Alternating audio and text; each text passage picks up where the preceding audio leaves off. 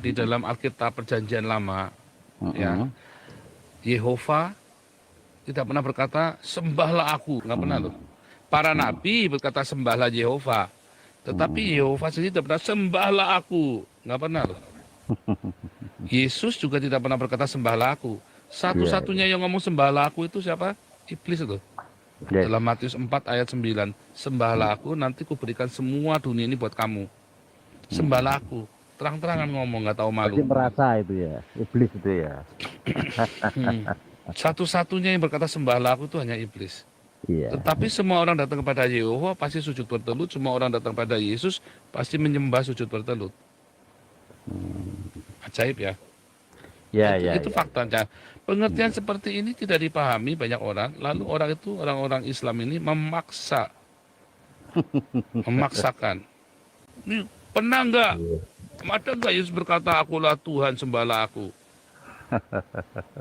Yang berkata sembahlah aku itu cuma iblis. Di dalam Perjanjian Lama dan Perjanjian Baru, Yehova maupun Yesus tidak pernah berkata sembahlah aku. Ya kan? Yes. Ini kan artinya gini, jangan paksakan kacamatamu kepada orang Kristen. Karena orang Kristen bahkan ngaku nabi saja bisa dirajam pakai batu. Aku adalah nabi, nggak boleh. Di dalam Kristen itu kamu nggak boleh ngaku-ngaku nabi loh. Orang yang mengakui kamu sebagai nabi.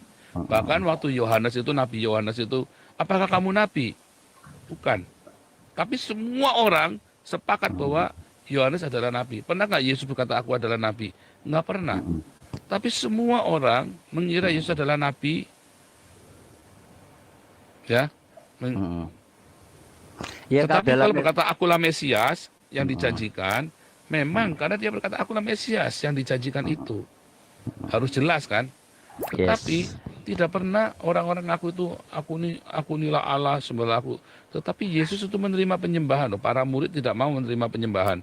Malaikat pun disembah nggak mau. Setan nyembah Yesus, orang sakit nyembah Yesus, semua orang menyembah Yesus. Bahkan para murid Yesus menyembah Yesus.